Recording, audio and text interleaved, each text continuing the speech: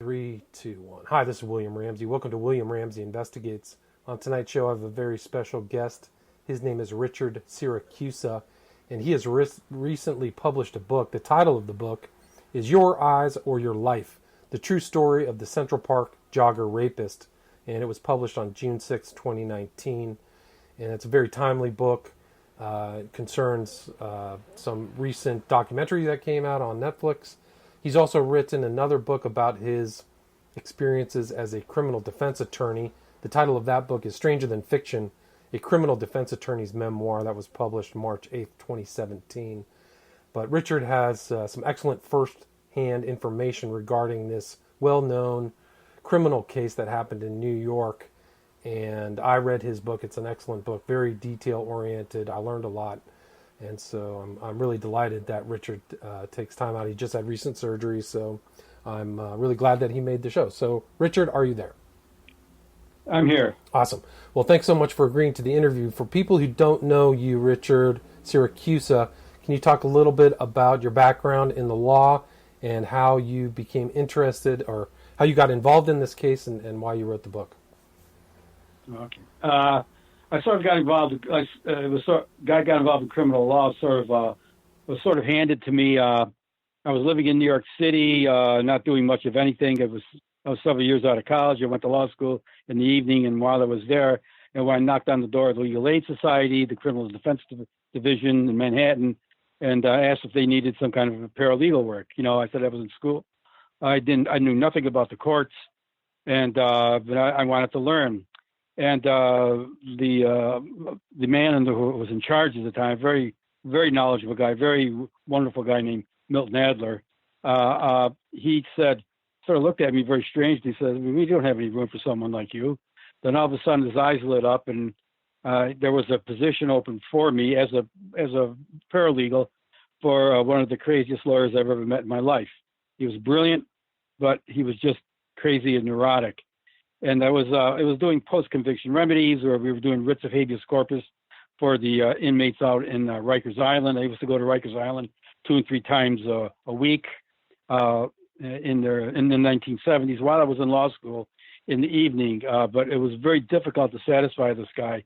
Now, I did a lot of work for him. In fact, he said I did the work of 4 lawyers, but he still never appreciated it. And the slightest thing would go wrong, he'd scream at me. And but I did learn a lot going out to Rikers Island. I talked to a lot of inmates. I learned about post-conviction remedies. And like I said, this guy was really brilliant, but very difficult to deal with. He was mercurial, to say the least. Sort of reminds me of our president now. And of course, he was a lot smarter. So I learned a lot. But after a while, after going to Rikers Island and doing post-conviction work, most of writs of habeas corpus for people. For the inmates who had certain issues while they were in jail, had warrants outstanding. Every once in a while, we would come into I went to talk to my mercurial leader's mentor. Not my mentor, he's my tormentor. I was really going crazy with him. Every little thing I would do was wrong. And anyway, so he transferred me from the Bronx, where I was working, to Manhattan, where I really started learning about the courts and evidence and things like that. My mercurial leader was a brilliant guy, but he knew nothing about evidence. And anyway, so I got there. So I did 2 more years there. The lawyers came up to me because even the heads of the Legal Aid Society at the time weren't trained properly, and I knew the courts. And so after a while, I got to be the de facto leader. And even though I was a clerk making maybe $6,800 or $7,000 a year because I knew the courts. Well, at the end of my term, when I finally took the bar exam, they didn't hire me because of that, and because of the bad word put in for me by my ex tormentor. And so I went off on my own. I went to Washington D.C., worked there for several years. I used to. Like I said, I used to go back and forth on the train and do something in the morning in Washington, come back, do something in the afternoon in New York. And like I said, I knew I was tired, but I would do it 3 times a week. Because the third time I would completely sleep on the train, no matter what the time of day it was. And Washington, D.C., I found to be very intolerant of people who didn't work within their system. They also thought I was and they knew I was from New York City. I'm really from Central New York. Right. I talk about it in my books, and but you hear New York, naturally think it's New York City. And I really felt as if I was discriminated against. I think they mostly thought they didn't know what my last name meant.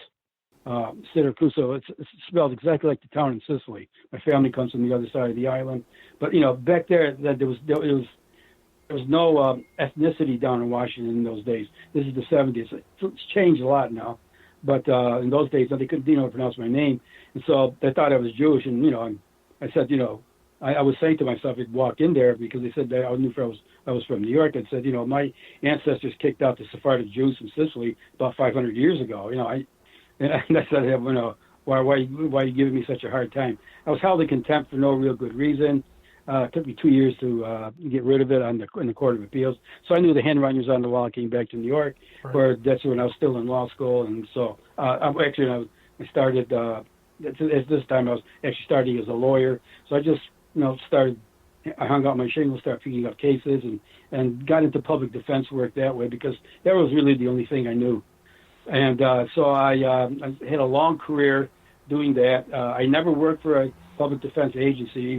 I worked for a panel called the Assigned Counsel Plan, and I had a lot of experience. So I sort of immediately started taking homicide cases and very serious felony cases, and I made a pretty good living that way. Plus, I had a small private practice on the side where I would be retained, but most of it was public defense work. And I wrote so after all those years, I decided to write a book about it. That's the Stranger Than Fiction book. Had a lot of crazy cases, and so people would probably like to hear about this.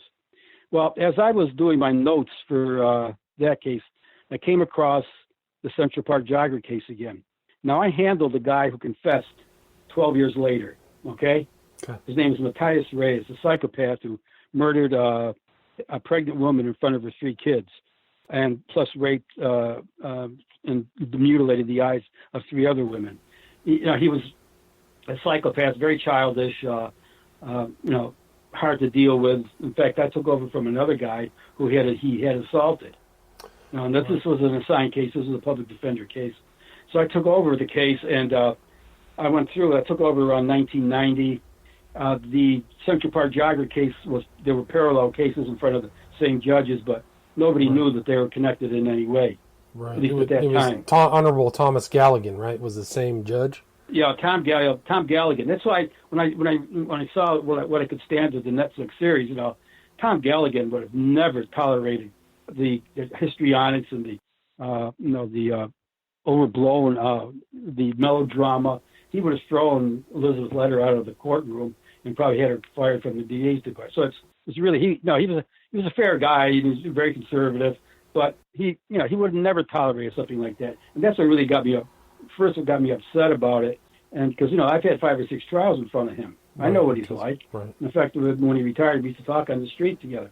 And anyway, but just going back to Matthias Reyes, that's the title of your book, is Your Eyes Are Your Life, because it was something about him, and we can get into the details. Oh yeah, of his crimes. I'll go back. Okay, my first part of the book. Yeah, when he assaulted the women, especially the first ones and the second one, he assaulted them. He was a prolific rapist. In other words, when he'd rape them 2 or 3 times, and plus sodomize them, do a whole bunch of things to them. But then, like a little kid, he didn't want to be identified. So he would ask the women, it's either your eyes or your life. He said, in other words, I'm going to take out your eyes or I'm going to kill you because you can identify me. As it turned out, he sort of backed out of that situation. In the 3 of the 4 women he raped, he was known as the East Side Rapist, and he was very notorious during the time of when the Central Park Jogger case happened. And they finally caught him in August 5th, 6th of 1989 as he was finishing one of his rape, and he was actually caught by a very observant superintendent of a building on the east side, plus one of the neighbors who trapped him and captured him from the police. But the other rapes that he did, he would say, "Your eyes are your life," and he would jab the women around the eyes, poke them in the eyes, and create create cuts. And, one woman, he tried to drown in the sink of her, the first rape. He tried to drown her in the sink of her bathroom after he raped her a couple of times. Then he started slamming her head against the bathtub. But he would always sort of back away from that, really cutting out the women's eyes. The women some would beg him. Some, I need the eyes for my work. I don't want to die. But he would not kill them. But on June 14th, 1989, he went into a place in East 97th Street. If you're coming from LaGuardia, you can see the building. If the taxi goes in from the east side of Manhattan toward the west side, goes along 97th Street, you can see the building. He faked being a superintendent. No, actually, he faked that time looking for somebody. The woman was there with her 3 kids. She was about 6 or 7 weeks pregnant. She lets him in. Then she realizes she made a big mistake. Anyway, she puts the kids in the bedroom. He rapes her on the bed, and her husband was a superintendent, but he was away for the afternoon. But she got really upset with him, started screaming at him in Spanish, swearing at him and all that. And then she had a knife she brought from the kitchen. He disarmed her very quickly, and just stabbed her about 7 to 10 times. It was very dramatic, and so she collapsed. And the kids are in the other room, heard their mother screaming. They came out. In the meanwhile, he holds onto the knife and leaves a separate way, actually climbing over a fence in the back, which leads out onto like 98th Street, 99th Street, to try to get away from there. He actually had difficulty getting out of there, but she's in the bedroom area, the separate bedroom area. The kids are there. What's the matter, Mommy? What's happening? There was 6 and 7, and there was a baby 5 months old, Amanda. Okay, Amanda was on the bed. So the mother collapses on the floor where her apartment was. It was just below the main lobby. It was the superintendent's apartment. Okay, one of the kids gets out. I don't know how he got out of the door. Carlos, or both of them, they go upstairs to the lobby, and they said, and then they start talking. And this neighbor was coming in, and she looked at the kids there, and she told the cops that the kids looked worried, and they're knocking on the door of one of their friends who was this woman named Harriet Zetchmer. It was her neighbor, and Harriet, kept her ear to the door after she closed it. Then she walked outside, and she starts talking to the kids, and the kids said, "My mommy's hurt. My mommy's hurt." So I think that they sort of described what happened as best they could. Because like I said, they're 6 and 7. And so Harriet Zetchmer calls the EMS. But by that time, EMS was already on the way, because the woman, Lourdes Gonzalez, the one who was stabbed, actually called them as she was bleeding all over the place from her basement, her apartment telephone. As the neighbor Harriet was calling the police, the door to the elevator opens, and it's Lourdes Gonzalez stabbed and bleeding to death, and she collapses on the floor in the lobby. By that time, the EMS people are there, and they come in. And the two men come in. One of them asks a guy named Vincent Gatto, ask her, who did this to her, where you stabbed and all this. Now she could gargle. She just gasped, my baby. And he's looking around. There's no baby around. So little Carlos comes up and says, my sister's downstairs in the basement, and I'm worried about her. So they couldn't get back downstairs through the elevator because the elevator had a key, and so the elevator wouldn't move to go back down to the basement.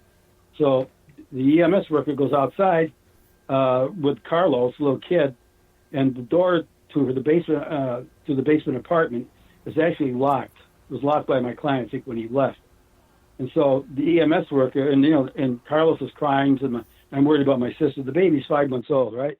Right. And so he kicks in the door, and he goes into the apartment and sees a mass bloody scene. And the baby's okay. The baby's on the bed. So the EMS worker grabs the baby, goes upstairs.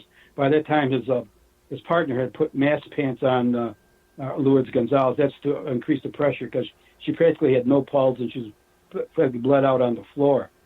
And so what happened was that they immediately took her to the hospital, but took the baby also. The baby had some blood on her, and they had to check out the baby also.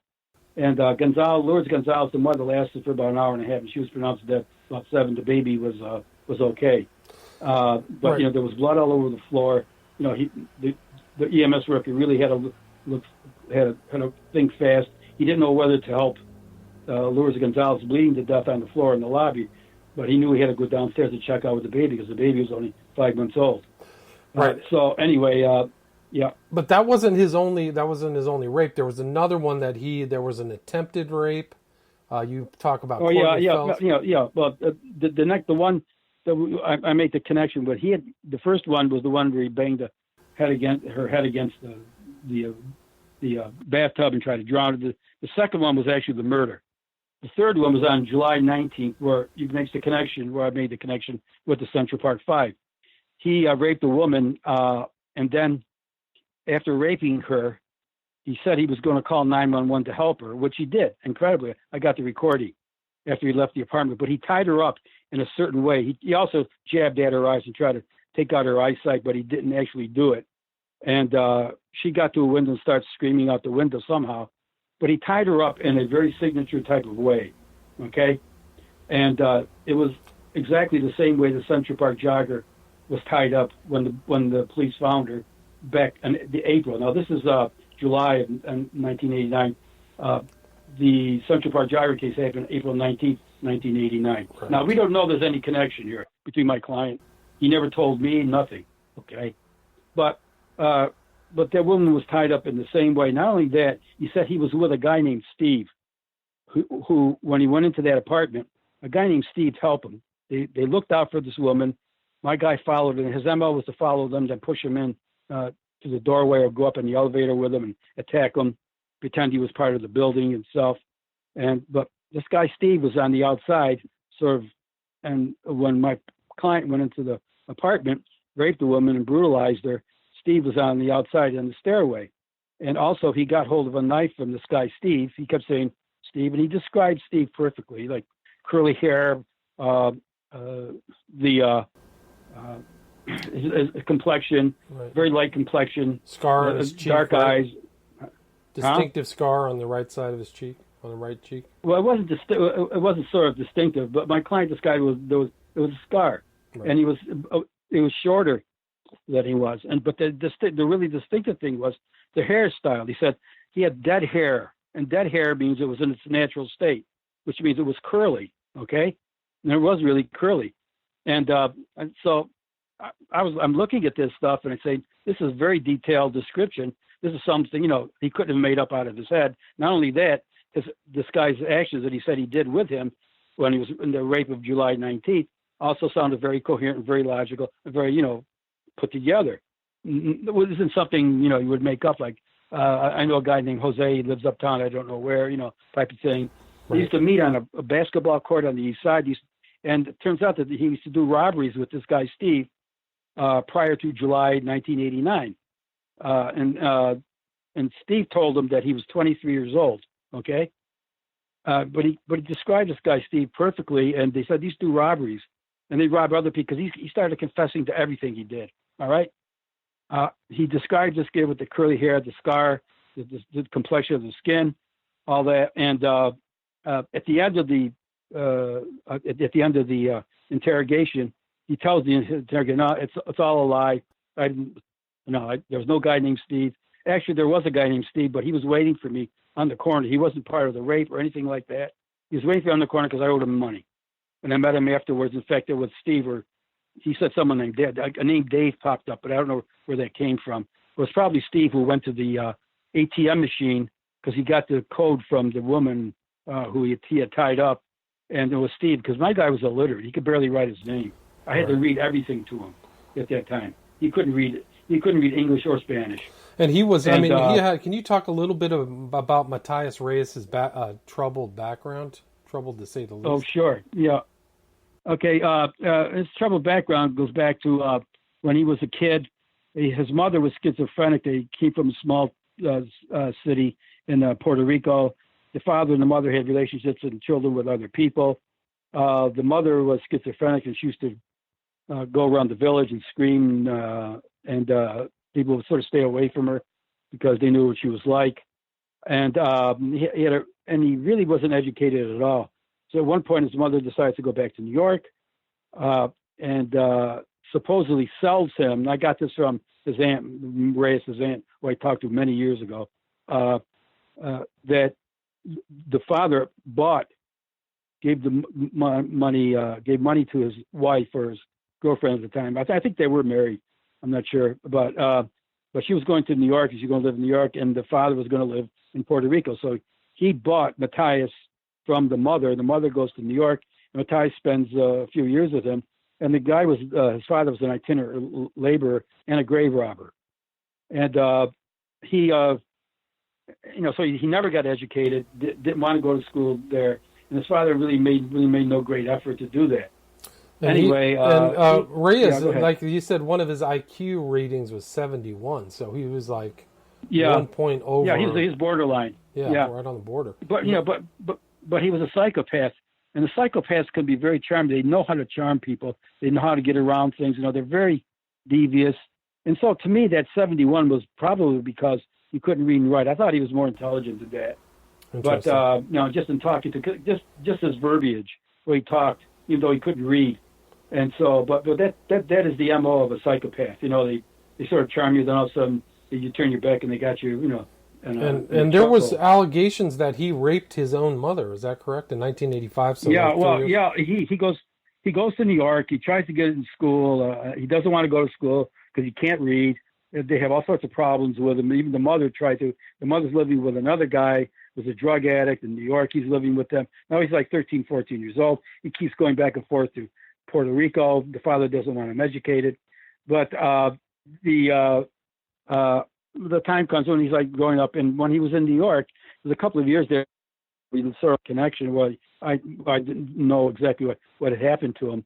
But he did actually, he called it the accident. He raped his own mother.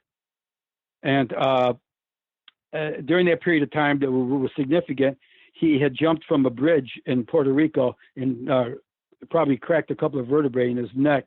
And he was in the hospital for 3 months in this halo type of outfit with his neck very still. And that caused nerve damage in his neck. And as soon as he got out, he took off that thing he had and jumped off the bridge again. But this time he wasn't injured because he wanted to prove to himself he could do it. Anyways, so he's injured that way. He comes back to New York. The father is lost somehow. I don't know what happened to him. And he's got an aunt here and the mother.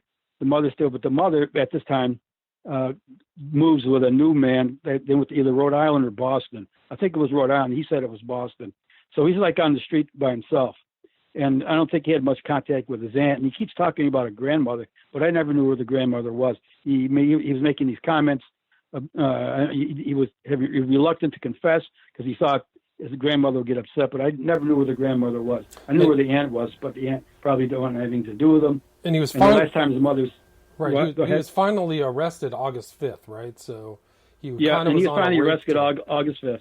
Gotcha. Yeah, and so he starts talking. He starts talking about this guy Steve and all that, and so and then I go through the first DNA hearing in New York County. I had to call up Peter Scheck, who started the Innocence Project, because they had the first case up in the Bronx, try to get an expert witness and all that. So the case went on, and at the last moment, we were set for trial. There was hundreds of jurors in the courtroom, Tom Galligan's courtroom, and I had my own expert, and my expert said, yeah, we can get it down to a 500 to 1 ratio that it could have happened by chance, but since there's 4 matches, it would be 500 to the 4th power, which is an astronomical number, which is really going to sink you.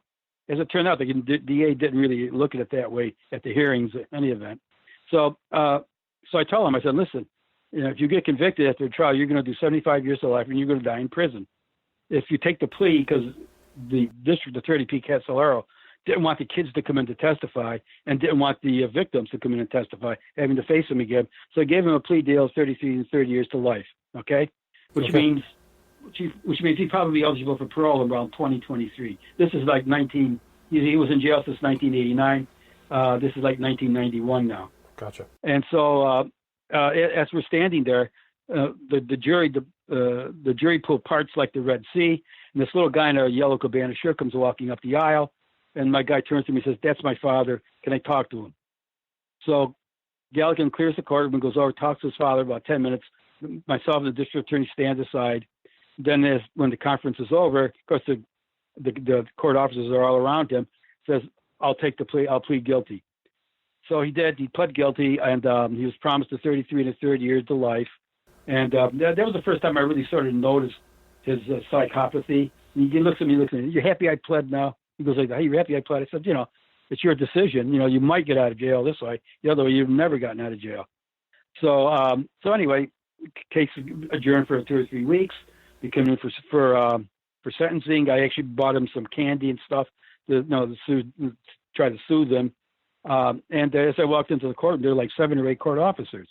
I said, well, this is, the guy isn't that big, but he starts trouble, 3 or 4 could do the job. Well, anyway, I snuck him the candy in the back. He comes out, and the district attorney gives a long statement.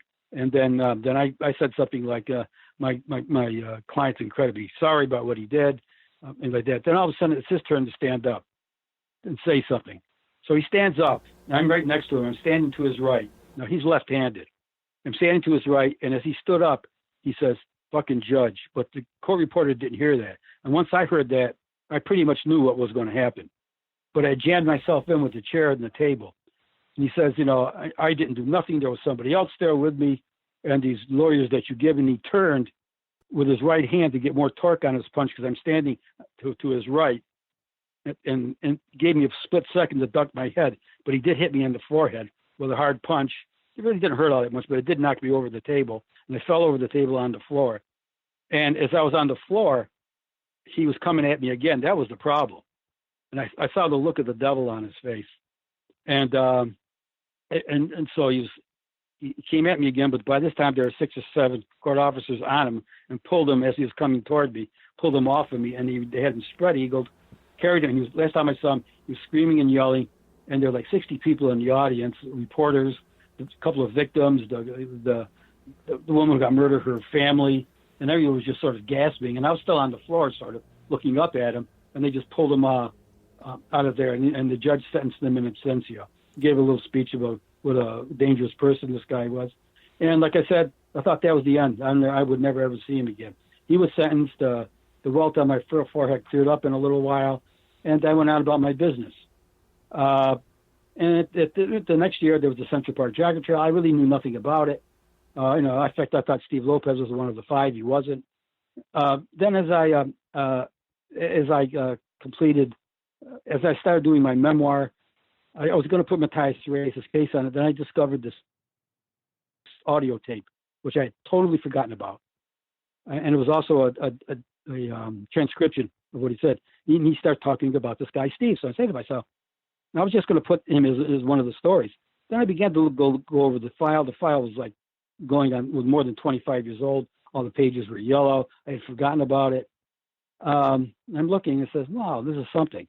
But in the meantime, in 2002, he started confessing that he was the one that raped the Central Park Jogger, and he did it alone. Okay? Right. And then they decided to run his DNA 11 years late. Why they didn't do it when I had the case, it would have changed. They didn't. I pretty much know what the reason was. But anyway, I was talking to this New York Times reporter. He's a senior court reporter. William Rushbaum? Was it William Rushbaum? Yeah. And I said, he said, did you, when he called me, this is 2002, did you represent Matthias Reyes?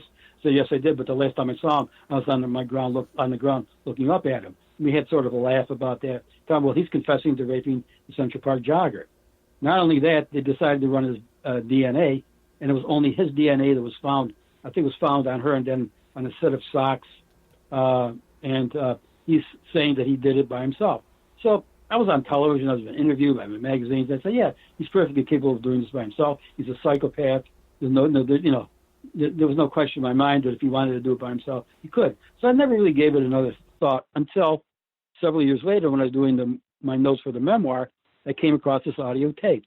Now, I had granted an interview to Sarah Burns, Ken Burns' daughter, which was a mistake because I thought she really knew what she was doing. I thought she'd be on. She had an agenda also. Plus, she didn't really have the experience.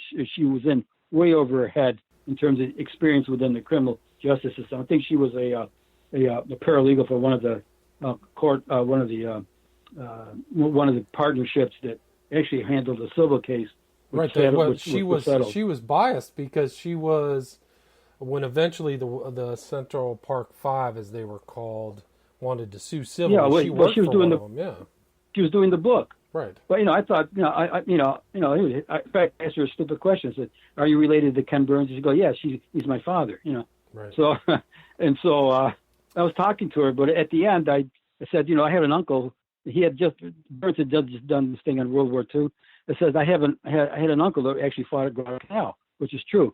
I said, tell your father, my uncle, my uncle had died by then, but it would have enjoyed it very much because, he really served in the Pacific Theater. She sort of laughed at me, And I looked at her and it was sort of like, why would I talk to my famous father about that, someone like you?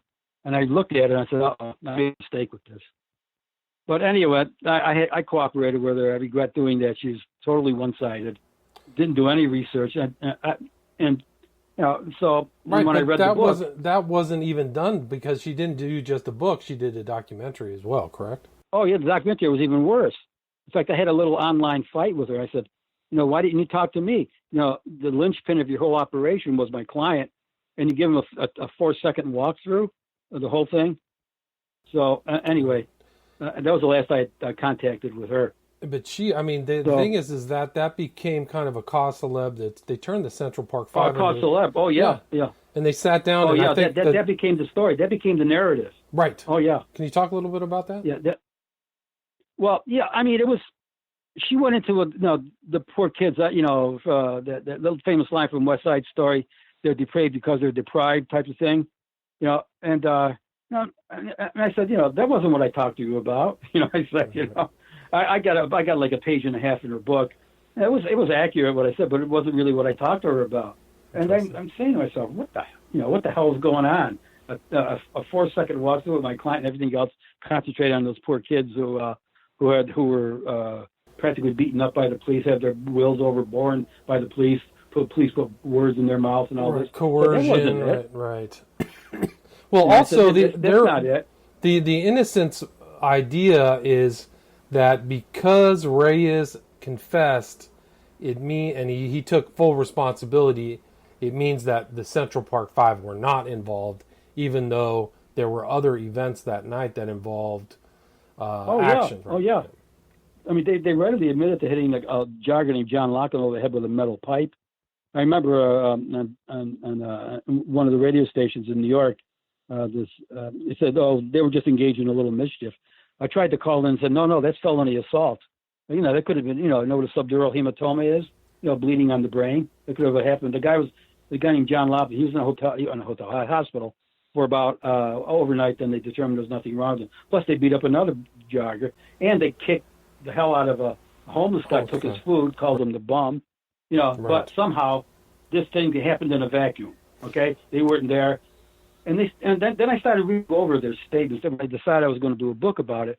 I started reading over their statement. I said, and I've heard these statements before from kids. Yeah, they're there, they see it, but it's not them, or they didn't do a lot. It was somebody else. Sounds like a 14 or 15-year-old kid would say. Okay. Right. And so I got into it, and I started looking. I said, and I was sort of stuck in my gut because I've heard hundreds of those statements from kids. I said, it had a ring of truth about them. The cops couldn't have possibly told them to say all that stuff. And what was overbearing in all of this was that she was in a coma for 9 or 10 days, the real jogger. And the cops are taking all these statements, from the kids and all that. And how did they know what she was going to say when she woke up? They would have lost their job. They would look like absolute fools. Dealing with 13, 14, and 15-year-old kids, there were 37 of them. And, I'm sure they would at least been demoted, if not fired, because then it would have been pretty obvious what the cops are doing in order to get the confessions out of them. Right. And plus, when you're dealing with 13, 14, 15-year-old kids, and the parents have to be there, all right? No cop in his right mind will start talking to a kid who says he's 13, 14, 15 without calling up the parents. The parents could have stopped that interrogation, say, don't talk to my kid anymore, no more. That's it. And the cops would have had to stop. Right. Plus, if the cops did something like that, any judge, the most conservative judges, would have been obliged to suppress all that evidence. Right. But the thing is those are all videotapes. So you can see the videotape confession with the kids, at least Richardson and Anton McRae, Antron, those are there, and the parents are right there, and they're talking. And Richardson's talking about a scratch. And I never quite understood, the whole thing could have been blown up in the cop's face if she woke up. No, it was just only my client, Matthias' face, but she didn't remember anything. That was the problem. Plus, they didn't run my client's DNA. Plus, there was one cop in particular who was involved with my client, told him he was sexually assaulted because they suspected my client of the murder of Lourdes Gonzalez, but he didn't confess to it right away. So they called in a guy named Mike Sheehan, who was the detective's detective. He had a show on PIX, was the local channel here, Warner Cable's channel here, and he was like, and the detective's detective, and he should have known or should have realized, because he knew that he'd done his homework, how the Central Park Jogger was tied up and how the victim on July 19th, my client raped, and where the guy Steve was with him, they were tied up in exactly the same way. Some kind of like prayer, like front of the body prayer kind of posture, right? Yeah, the same thing. No, he tied them up in sort of like a prayer type fashion, wrapping with the jogger with a towel around her neck and put her hands in front of her legs and tied her up that way so she couldn't move. Did the same thing with the woman on July 19th. Right. And someone should have saw it. Right, but you also, you kind of, in your book, I think you successfully took apart the whole notion that Reyes did it, because you knew your client had a neck injury, and according to according to the solo perpetrator theory, that means that Reyes had to have chased down the Central Park Jogger, then knocked her out, and then dragged her, which was admitted as fact, that like 3 city blocks, like 100 yards or something like that. Yeah. Oh yeah. Yeah, but the story you told was even more preposterous. I'm a runner, okay? That's why I had my spine surgery. I finally wore out after all these years.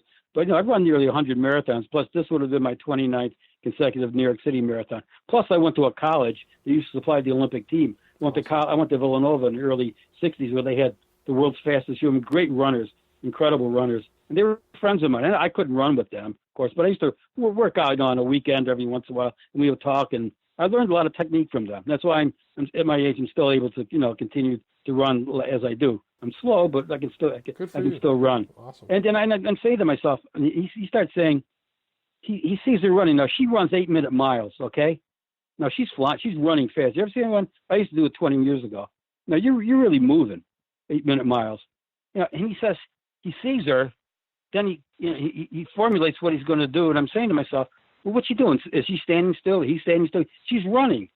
And so he says he gets up behind her. He's yards behind her. He starts zigzagging behind her. Absolutely preposterous. She would have been out of sight if she was running 8-minute miles, which she could do. She was in great shape. She would have been out of sight in 10 seconds or less.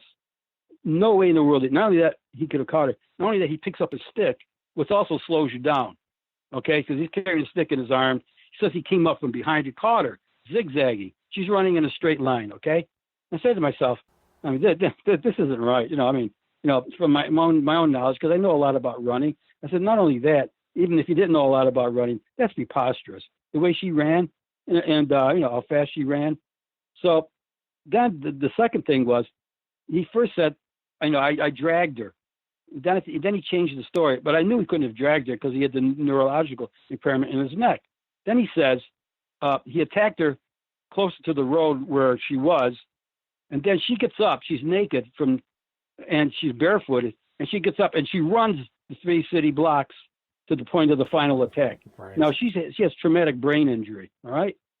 Now she's running, and I said to myself, well, what happened to his Olympic speed? Why couldn't he catch her?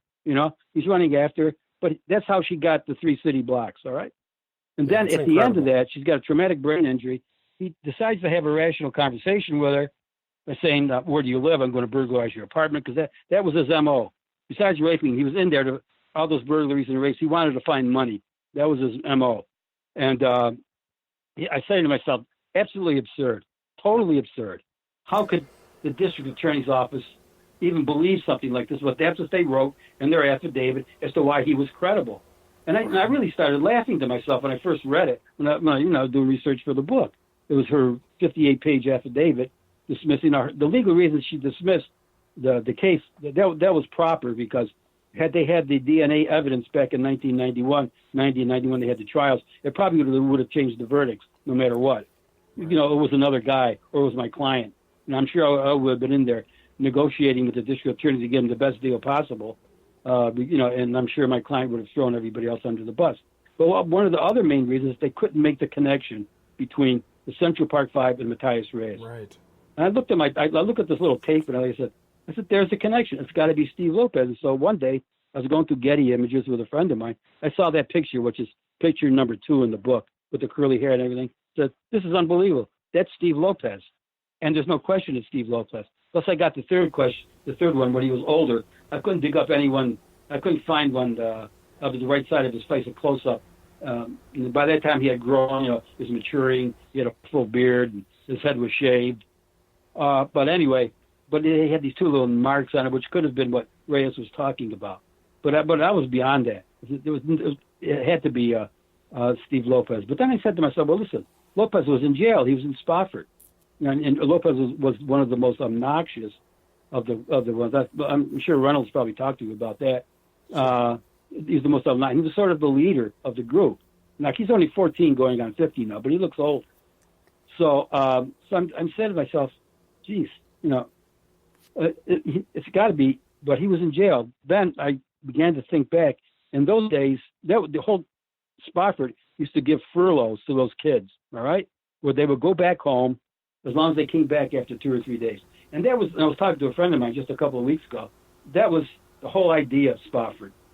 Because they were 13, 14, 15-year-old kids, they didn't want to keep them in jail all the time. They wanted them to go back home to the family.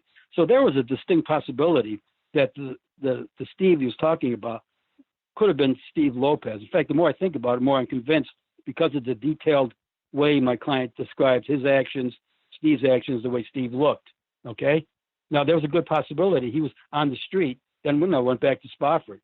Because Lopez, you read in the book also that Lopez was the most, how can I put it, was the most mature or the most sophisticated of the kids that talked, because he never confessed. He kept his mouth shut. And that's the only reason why he wasn't indicted for the rape.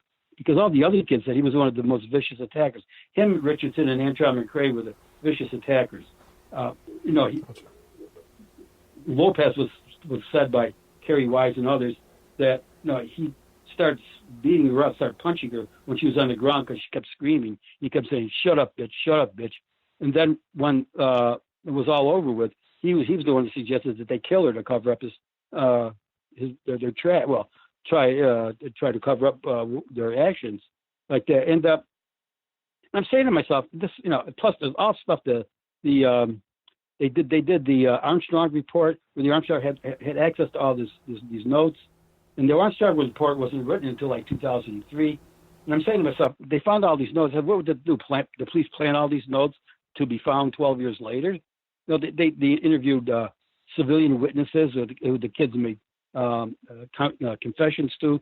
Plus, there was a young girl named Melanie Jackson, who Kerry Wise had called her brother because there was a friend. And she gets on the phone and says, "Did you really do that thing?" And Kerry Wise says something like, "Well, no, I only did a little bit. They only grabbed the lady's tits." But he put himself there, and she was a totally civilian witness. Right. And she thought she came in as a witness. She thought she was going to help him, but what her testimony did was put him there. Right, but the Armstrong report itself said that there was consistency that ran through all of the different people who were involved. That thing that she was jogging, they knocked her down, they drag her. There were several people. Some people held her arms and legs. So they covered. I mean, it was all the same. There was similar stuff. Nobody can actually recite everything in the same manner. They wouldn't do that. But plus, one of the most sophomoric things of what's the name, Sarah Burns' thing was they try to actually give a timeline. To when these things happened. Now there was 37 kids in the park that night, and everybody's doing. They split up. So you don't know who did what to whom and what time. Plus, you don't really know how long it took the jogger to go from like York Avenue way on the east side of Manhattan, halfway across Manhattan, get into Central Park, and then by that time she's moving. And the place where she goes in is like 102nd Street. There is a hill there, and during the New York City Marathon, it's a real killer. It's a short hill, but at mile 23, it's a real killer, believe me. And anyway, they've taken it out of the marathon now. You go in like 10 blocks further south. But anyway, and I said the only way it could have happened is that she ran into them. And Carrie Wise gave a good description of saying that when she was running, she saw Raymond Santana to the left of her, sprinting along next to her, and she got scared. And guess who's in front, ready to catch her? Steve Lopez. Santana and Lopez were buddies from the Schomburg houses. The whole thing fit because that's where my client lived. They used to meet at these basketball courts, even though my client didn't know Lopez's last name. And and one another reporter said to me, why would Matthias Reyes choose a 14-year-old kid as a partner in crime, sticking up pizza delivery guys and stuff like that? Because Lopez told him he was 23. He looked older. And my client didn't have the mental capacity to distinguish that. Okay, and so that's why he did it. I'm sure my client was very surprised. So anyway, and plus there was a fight at Rikers Island between Carrie Wise and my client, which happened around, I think it was July, August of 1990. Wise may have been already sentenced at that time, but they recognized each other. At least Wise recognized him. It was ostensibly a fight over a TV station or something like that in the rec hall, and they had a fight. They were broken up. Well, that was in 1990. But when they got to my hometown prison, they got to Auburn prison. I was born and raised in Auburn. I used to play handball against the wall, against the giant wall. It's right out of a James Cagney movie. That place takes up the center of the town. Anyway, they're in Auburn prison, and he says he has a qualm of conscience about, this guy's still in jail, and I really raped his Central Park jogger. But all he had to do was keep his mouth shut, because if Carrie Wise didn't know who he was, then he didn't know, why would he confess? Why would he feel bad? Wise would have never known the difference. Wise would have never been the wiser. Excuse me for the pun. Right. But anyway, but he said, oh, no, I did this because I had a conscience. I said, right, you're a psychopath, right? You don't have a conscience. You did this. So the only way it could have happened probably is what was alluded to in the Armstrong report, that that at that time Carrie Wise was a blood, okay? And then the underground, right, Wise knew who Reyes was when Reyes got to Auburn prison, okay? And that's why, and he was threatened, and that's why Reyes came forward. Because, I mean, the story was was not thought out at all. It was like it was a story a child would tell, who disobeyed his mother or father or something like that. I mean, it was really foolish. Everything he said made no sense at all. And so I'm reading this for the first time. I said, I can't believe this. And they believed all this stuff, and they, and then they settled. Right, they settled right away. Right when De Blasio became mayor, settled for $41 million, and just went with the Reyes. And now, what are your thoughts about this? Now they see us, this new Netflix documentary. Well, my thought about it is this: the man who orchestrated all of this was Al Sharpton. Al Sharpton was a known informant for the FBI. Now, I've handled a lot of informants, okay? Because it's my job to do it, try to get them a better deal, all that. I handled it. I did it on a professional basis, but I never liked any one of them. And so, so now this guy, he postures himself as a Revit. I don't know if he got a degree anywhere, and now he controls everything. So when I first talked to Eric Reynolds, I said, it could be a political thing, but now I became more and more convinced that it was De Blasio told him to settle when he came into office because he wanted to get the black vote, or was getting the black vote, wanted to get the black vote for a second term. No, they settled in about 2015. De Blasio, he was in his first term. And I think they settled within 45 days of De Blasio entering office. So it was there were other massive settlements as well. Yeah. Yeah. So as an aside, I run in Riverside Park on the far west side next to the Hudson River. And I used to pass this federal judge all the time. Her name was Deborah Bass. Now, she was the one who was handling the case. Now, that case was in the federal court for like close to 8 to 10 years. and I didn't see her all the time, but I couldn't say a word to her. All right, because I knew she was the one was going to make the final determination if they're going to settle or not. But when they settled, I said, Judge Vance, can I tell you something? I said, yeah, I represented Matthias Reyes. She looks at me, and we had dinner together. We had a nice conversation. But I don't think even she was convinced of what I was saying about Steve Lopez. But she was a very nice lady. I sent her a copy of my first book. Anyway. Right. Well, you finish off your book with your curious confrontation with Lopez. Do you want to talk about that? I didn't know whether to go back up to talk to Reyes or not, even if Reyes was in Auburn prison. I had a serial killer up there named Joseph Christopher, and I used to go back there, and I knew the deputy warden who I went to high school with, but his name was Christopher, wouldn't see me because he didn't trust lawyers. I said, well, Bobby, just let me put him in a room and let me talk at him. He wouldn't even let me do that. So I remember having that. Then if Reyes remembered what he did to me in the last day we saw each other, would he open up to me? I don't know. So I didn't bother to go up there. But I did find where Steve Lopez was living through the investigator who was hired, was a very good friend of mine, who was hired by the one of the lawyers for the in the civil case that was being handled in the federal court. He found Lopez, and the Central Park Five were really angry with him because Lopez wouldn't cooperate. So, but my investigator, this is a few years later now, retraced the steps, and we found where Lopez lived. I won't say exactly where, because when I got there, there were toys around, so Lopez has kids, so I didn't realize. So anyway, I formulate my strategy, and Mike Berry is the name of the investigator. We park around the corner. This is out on Long Island, and we parked around the corner, and we're talking about how we're going to approach this. So we go up to the house, ring the doorbell. This middle-aged woman, maybe in her late 30s, comes to the door, and I sort of broke the rule. I broke the rule about what we were going to do. I said, "Is Steve here?" That's all I said, and her jaw dropped, her eyes opened, and she turned pale. And she didn't exactly say he didn't live here or he wasn't here, something like that. So we were very nice, and my investigator said, Mike said, well, do you know who owned the house beforehand and all this? So we had like a 30-second to 1-minute conversation. We were very polite. All of a sudden, from the background, we hear, "Shut the door," male voice. And so Mike and I look at each other and sort of wink, but that's Steve. So we left. We were very polite. We didn't want to bother the woman, and the door shut. And so we walked down the driveway. And we're about 30 feet in front of the house, and I noticed these two trucks were parked like that. I put in my book, they're like guided missiles, like could be controlled by remote control, to the SUV trucks. And so Mike decides he's going to stop and take the license plate and run the plates, see if they come back to Lopez. As we were doing that, the door flies open to the house. Now we're 30 feet in front of the house, maybe 25, 30 feet in front of the house. Standing on the sidewalk, all of a sudden, "What the fuck you doing?" Here, this guy comes out.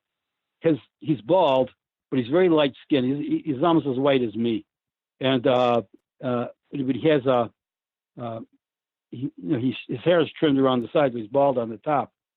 And he says, and so Mike says, "Well, listen, we're standing on public property," which we were on the sidewalk. He really was in it. He really got hot, and he says, "Get off my fucking property." And that's when Mike says, "We're standing on public property, and we're not on your property," like that. He just looks at it, glares at us, goes back inside the house. And I said, "Mike, that's got to be Lopez." Well, why? Who would get upset at the mere mention of his name? We didn't say anything to the woman. I wanted to talk to him. "Were you there? Did you know Matthias Reyes ahead of time?" So as I put in my book, I said, Mike had played devil's advocate, saying it was only my client's DNA that was found on the jogger and all this other stuff. I said, "Well, Mike, okay, you have your opinion." Then he changes his opinion. That one action, who was the guy who was more than likely Steve Lopez, because when I showed my investigator, as we went to lunch in a place nearby, I showed him a copy of the picture number 3, where it has his head. Mm-hmm. And so Mike says, "That's him. He has the same head." The guy's bald now. That's 30 years later, and the curls are all gone, but that's him. I said, "I know that's him." I said, his actions spoke volumes. I didn't have to interview him. And wow. So that absolutely convinced me that it was Lopez. And so we drove away, and I finished writing the book. Now I confronted him in December of 2018, just before Christmas. So then I finished up the book with an afterword, and then I tried to get it's published on Amazon. Sure. Nobody would touch it, So in terms of a publisher. So well, we're at 60. So that's we're at 60 minutes, Richard. Is there anything else that okay. you'd like to add, or anything I missed? Well, the three things: the rape that happened 2 days before, on April 19th, April 17th, that was never really investigated by the police. That was something that the police also screwed up very badly. They left a card in the door. She goes back. She calls them up. The cops didn't, because there was a fight between the sex crimes division and the trial division. And actually, Pete Casolaro, who was my adversary for Reyes' case, actually had the Central Park Jogger case first off. But Linda Fairstein, the author, whose reputation has also been besmirched by what's her name, Duvernay, right. along with Elizabeth Letter, who was a great attorney. Oh, okay. Anyway, right. I said they didn't investigate. Had they investigated that, they probably would have made, if Casolaro had stayed with the case, he would have tested Reyes' DNA in 1990. But since it went to the sex crimes unit, nary the twain shall meet. They hated each other. They had homicide cops working with the sex crimes division as a compromise. So everything got really, really fouled up. But that's all they had to do was investigate that case and run my client's DNA when they were supposed to. Everything would have changed. Wow. Okay, that was a great interview, great book. Again, the title of the book is Your Eyes or Your Life, The True Story of the Central Park Jogger Rapist by Richard Siracusa, spelled Siracusa, published June 6, 2019. Richard, thank you very much. Okay, so long, William. Bye-bye. Bye-bye.